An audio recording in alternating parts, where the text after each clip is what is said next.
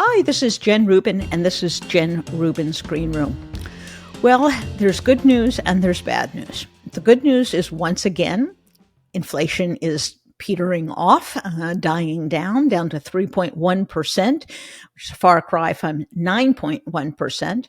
And job creation continues, growth continues. So despite the caterwauling, the economic outlook is quite rosy, and even gas prices are continuing to go down. So let's hope people notice. And frankly, they do notice when it matters, not in response to pollsters, but in their spending habits. And spending continues to be strong, which will fuel the economic recovery. But of course, much of the world's attention is on two hotspots. First, let's talk about Ukraine. The president of Ukraine was on the Hill on Tuesday, President Zelensky, pleading with Congress to continue to fund Ukraine, understanding that Ukraine is decimating an enemy of the United States, Russia. It is knocking out large segments of its military. It is taking a stand for freedom and for the security of Europe. And Republicans are futzing around because they are acting at the beck and call of Trump, who is infatuated with Vladimir Putin. They are using it as a pretext to demand all sorts of vague and unspecific demands on the border and on immigration. And we don't know whether this is going to happen or not. They may well cut off Ukraine at a very critical time, and when there's no more money in the bank, as it were. Now, I would refer back to an important report that came out earlier this year, and that essentially reminded the administration that there is executive authority right now, without Congress acting, to use the funds that they have frozen, the Russian oligarchs, the money that they seized, the money they impounded, and give that to Ukraine in order to help fund the war. And I would commend this to the administration. I realize that it's Congress's responsibility and they want to put the Republicans on the spot. But if it comes down to using a mechanism which is legal, which is available to the administration, or letting Ukraine go under, I would strongly recommend that they come to Ukraine's rescue. Now, we also, of course, have the raging battle in Gaza as Israel continues its quest to destroy Hamas. Quite frankly, if you've noticed in the last few days, the reports of Palestinian deaths has been greatly reduced and rather muted. And that is because my understanding is that they are no longer doing widespread bombing. They are fighting, frankly, in the tunnels and in very close quarters in the southern part of Gaza as they try to attack this tunnel network and try to wipe out the leadership of Hamas. We certainly hope that goes smoothly and quickly, and that, in fact, there are no more civilian casualties. Every casualty is a monstrous consequence of Hamas's decision to attack Israel and then to hide amongst civilians. But there is also more disturbing news, of course, and that is that we are now beginning to hear from hostages and hostages' doctors and family members that hostages have been terribly abused in captivity, including sexually abused. And this is another war crime. This is another monstrosity. And it simply underscores the need to demand that the Red Cross be allowed access to these people and that all the hostages be released. It's very well and good to say we should demand an immediate ceasefire, but a ceasefire without the removal of Hamas and without the return of every one of the hostages is not a ceasefire that any country should be expected to accept. And meanwhile, the controversy rages on college campuses. The president of Penn, as most of you know, was persuaded to step down after her atrocious testimony. But really more than that, over a period of weeks and months, she has utterly failed to gain the confidence of the trustees, the donors, the alumni, many of the students, in her inability to confront anti-Semitic speech, attacks on Jewish students, and the like. and she did not survive that debacle on Capitol Hill. However, the other two presidents, as of this recording on Tuesday, remain. And I don't think that's necessarily a bad thing. There's no one who has been more critical of the testimony than I have. But that said, it is important to have people on the inside who have the confidence of the academic community, who nevertheless have had their consciousness raised, if you will. These people are good allies to have. They understand now, I think for the first time, that their own policies against threats, intimidation, hate speech actually apply to Jewish students, as hard as that may be to accept for many of them, that if you're going to have these policies, and no one said they had to, they chose to do so on their own. They wanted a certain academic environment, and they are entitled to do that. But once you have those in place, you must treat all students the same. That's the law. That's Title VI, which is part of our federal code, which they must abide by. And it essentially says you can't treat one group of students differently than another group of students. That's discrimination.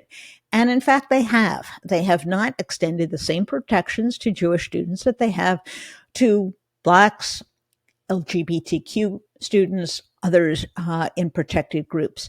And if it took this incident to get them to wake up, to realize that they cannot tolerate anti-Semitic demonstrations, anti-Semitic harassment, death threats, and the rest, then perhaps we can extract something positive from this terrible episode. And they will have a tough time of it. Make no mistake about it. And here's why. There are certain academic departments and studies on these campuses that are blatantly anti-Zionist, not critical of Israel, but deny Israel's right to exist. And denying Israel's right to exist, preaching slogans like "from the river to the sea," are not only anti-Zionist, they are anti-Semitic. And if you look at the international definition of anti-Semitism, if you look at the United States definition of anti-Semitism, denying the Jewish people a homeland meets the test. We are not talking about criticizing the government. Anyone and everyone is free to criticize the Israeli government. I've done it. Many other people have done it. The administration has done it. But that's a far cry from saying Israel is a, quote, colonizer, a falsehood. It's a far cry from saying Israel has unfairly, illegally claimed a spot in the Middle East. That, my friends, is anti-Semitism. And you can see where this is headed. The administrators who now must defend Jewish students from anti-Semitic attacks and intimidation are going to come right up against these professors and students and others who have bought into this narrative that, I will be candid, is in fact anti-Semitic. Now, they made this bed, they can sleep in it, they can figure out how to navigate themselves through this. And frankly, it's not all that hard. There's a difference between what a professor is allowed to teach in a classroom and how students are treated as they try to go about their business on campus. It is different as to what is taught in an academic setting and a mob seeking to intimidate and to harm Jewish students. So we're not going to see the end of this anytime soon, but at least we're seeing the beginning. And I do think it's been an important, as we say, conscious raising episode. And I think it's important that people in the Jewish community who have stood arm in arm with others in all of the major civil rights battles, not turn away from potential allies, not alienate potential allies, and that there is a cooperative spirit about figuring out this problem and figuring out how to protect a fair, humane, effective academic environment for all students on our elite campuses. So we have that story going on.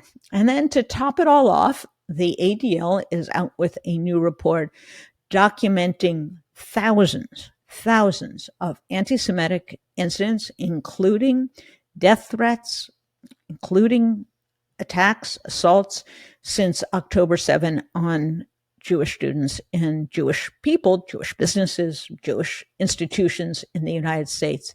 It comes down to something like 61 episodes per day in the United States. That's extraordinary. That's an explosion.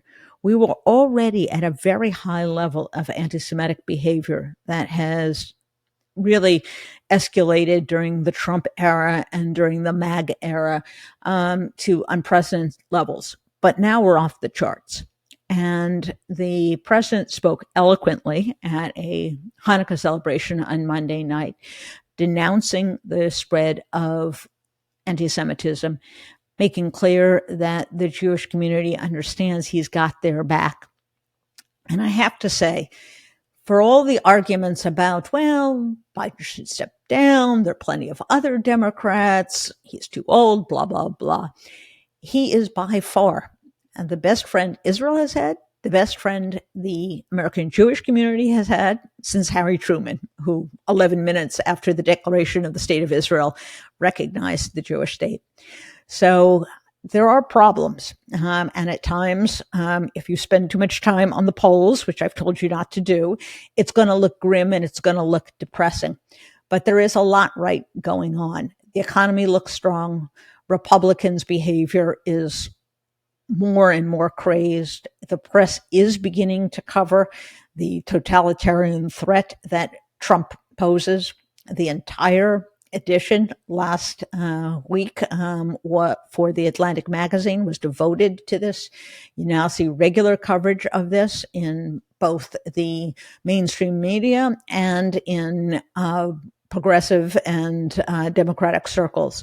So keeping the focus on that, on preserving our democracy, on not getting sidetracked on issues which, yes, are important, but really cannot take precedence over preservation of democracy is key.